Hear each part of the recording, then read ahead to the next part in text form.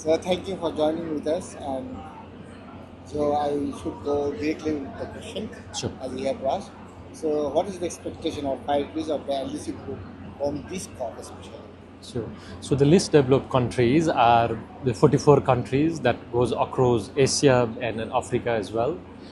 From our region, Bangladesh, Nepal, and a few other countries are the member of the least developed countries. So it's one of the major negotiating group because it's very difficult for our countries to negotiate as a country behalf.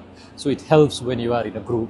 So for us, it's very important. Two major priorities, I would say, to limit the global average temperature rise, because the more the temperature keeps on rising, from the impact that we see in the higher mountain up to the coastal area, the impacts are much bigger. We will be facing more extreme events that impact our agriculture, fisheries, energy generation, and so on. So a call for the global community to reduce the emission so that we can limit the global temperature rise to the situation where we can adapt with. The second highest priority is about finance, and in particular adaptation finance, where there is a role of mainly the developed country who has an obligation to support developing countries, to provide financial support.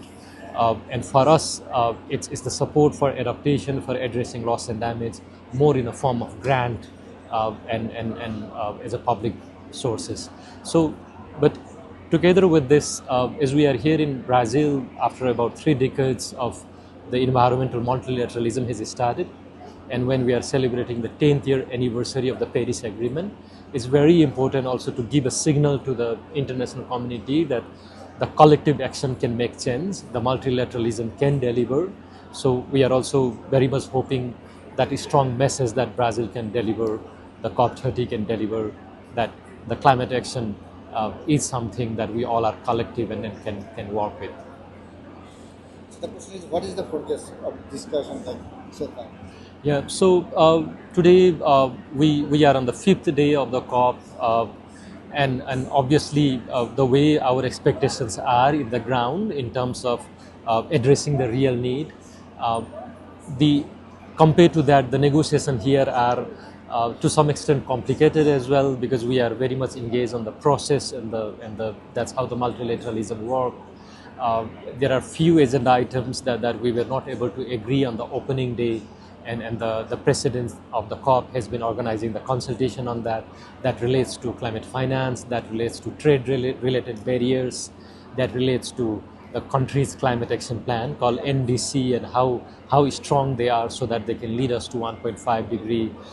Those items are still being unpacked. But together with that, this COP is also expected to agree on indicators for adaptation, which is about how to assess the progress that we are making in implementing adaptation needs. As of now, at the technical level, they have been making a good progress, but not to the level that it can be decided. Uh, Also, 2 years ago, we had a global stock take, which means assessing the progress of the implementation of the Paris Agreement. And the frustrating part is we have not been yet able to agree on how to assess that implementation. So, from the ground level, it may be very frustrating that after many years, and after many years of the agreement, we still does not have an understanding of how to assess the collective progress.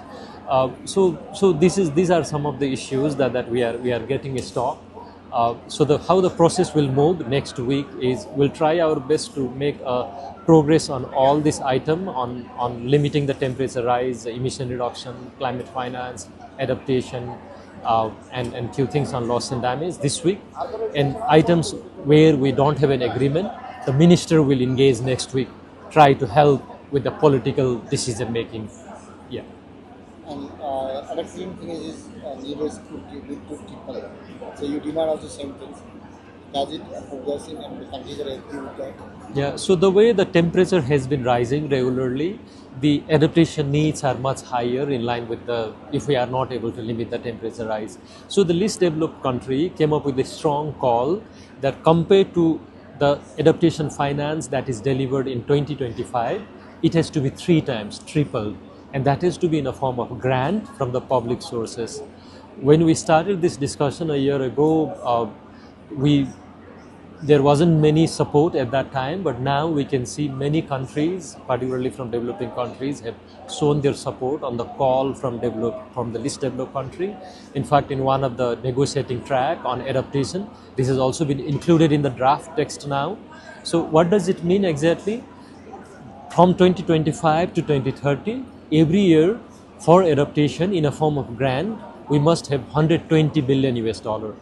And this 120 is because as of now, the call was 40 billion US dollar per year, so we were to triple it to 140. But this 140 is still way less than the need. Recently, there was an adaptation gap report published, and which clearly says that the adaptation finance has to be more than 300 billion. That's the need. So what we are asking is already very low, and if that's also not being fulfilled, then that's a betrayal to the most vulnerable countries in this process.